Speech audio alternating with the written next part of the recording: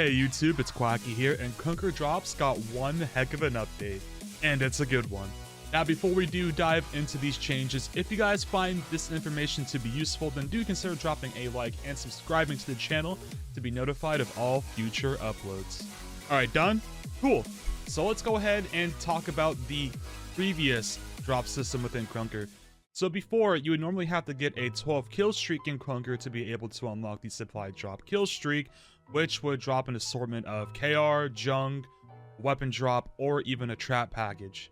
The map drops would also include items such as the Citadel AK or the Lost World knife, but there's also the possibility of getting the RGB care package that would have a 1 in 200 chance of spawning from a normal care package, so similar to the odds of getting a contraband from the heroic spin.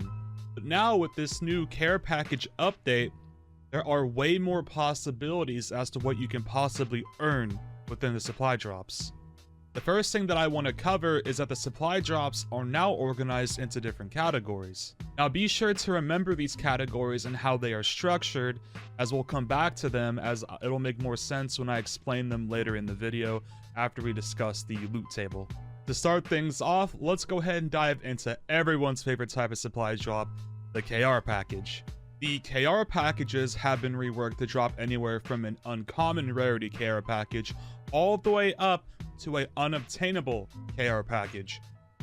And the amounts are as follows. So the uncommon will give you 5 KR, the rare being 10 KR, the epic being 15 KR, the legendary giving you 20 KR, the relic giving you 30 KR, the contraband giving you 100 KR, which is what the old RGB KR package gave you.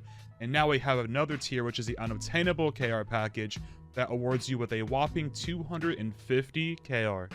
Now that may be a lot to unravel, but it'll make more sense later on. So now let's get into the junk portion of the packages. So the junk packages were also reworked similar to the KR packages, so they'll drop anywhere from an uncommon rarity all the way up to an unobtainable rarity.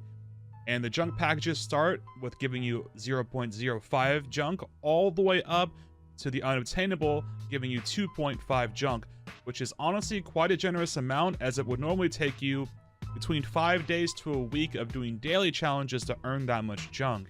The trap packages also got a rework, with the packages having 3 rarities, starting at rare and then maxing out to legendary. So the rare trap package gives you the max poison effect from the Tortuga raid and plays the hacker tag footstep sounds for the player that opened the package. The epic trap package gives the max rooted effect from the raids, the max junk effect from the raids, and plays the shroud taunt from prop hunt. And lastly, the legendary package will just explode and then play the WTF is this taunt from prop hunt.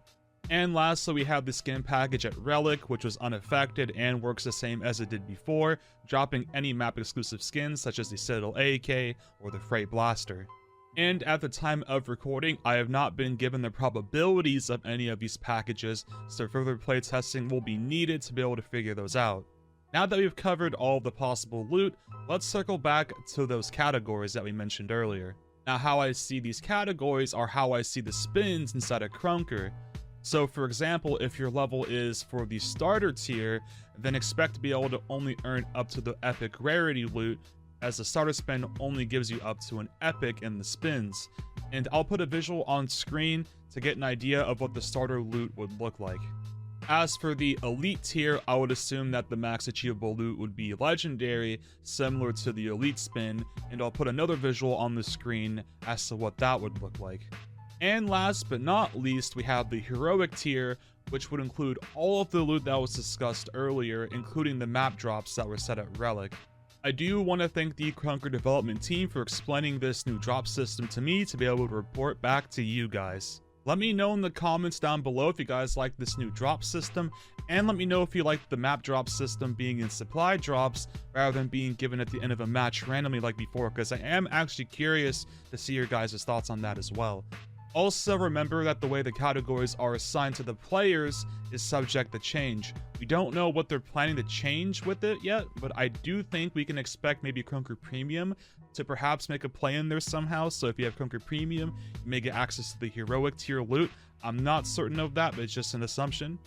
But anyways, This has been Quacky, and I will see you all in the next one.